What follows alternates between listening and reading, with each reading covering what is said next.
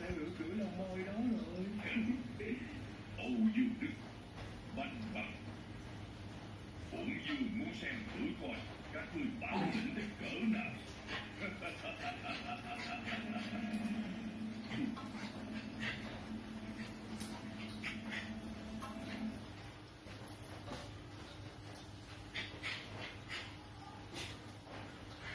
Loại lén vượt chốt kiểm dịch, không khai báo y tế trung thực.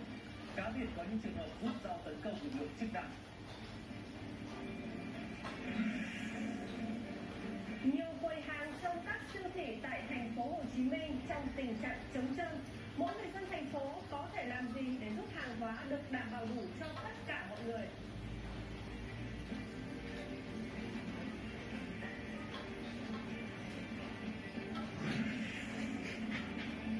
Đồng Nai ghi nhận thêm hàng chục ca mắc Covid-19 mới là công nhân. Tỉnh này khẩn trương xét nghiệm cho toàn bộ người lao động. Sau 10 tuần giảm liên tiếp, thế giới lại đang chứng kiến các ca nhiễm mới và tử vong do Covid-19 tăng trở lại. Không quốc gia nào được phép chủ quan trước làn sóng dịch mới trên toàn cầu.